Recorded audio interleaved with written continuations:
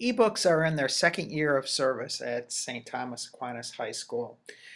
There are some things that you need to know before you start school about accessing ebooks. Most of the information though that you'll need will come when you're enrolled in the school. But there's a couple of things that I want to talk about today. You have access to Blackboard, and in Blackboard, in the main page, there's a tab called Book Information. I've just clicked that tab, and you can see the organization of this tab shows you by subject area and class, every class in the school, and the book or ebook associated with that class. For example, you see English and social studies here, mathematics, theology, science, world languages, and health and electives. And in each section, that tells you the name of the course, the name of the book, and how to access that book. So let's take a quick look at a couple of examples. First of all, if you're a student in English 1 or English 1 Honors, you'll use the Holt Handbook. And to access the Holt Handbook, you're going to go to the website my.hrw.com, and the link there will open a separate link or separate tab for you. And your username is comprised of the initials of your first and last name. For example, in this case, if this person's name is Roland Latham, it would be RL, and the 6-digit student ID. Your password's the same password you use to log into Blackboard.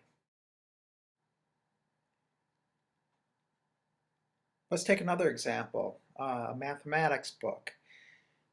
If you're taking Algebra 1, you'll use the Pearson textbook to do that. And that one's you use your email address as your username. And again, it opens a different site. So for each of these textbooks, you may have a different website and username password combination that you need to remember. In most cases, we use your email address as the username. However, that wasn't possible with every website, as you saw with the Holt site.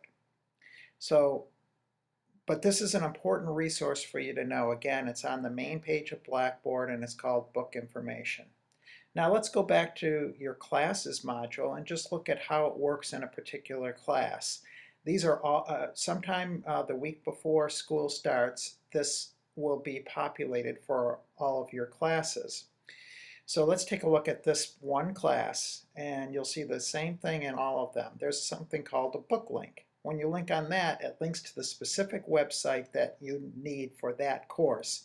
Again, you'll need to remember how to form your username and password, but that will be provided at the beginning of the school year and the first day of classes. It's very important that the accounts are set up correctly the first time. That's why we won't provide passwords and usernames for the books until the first day of class.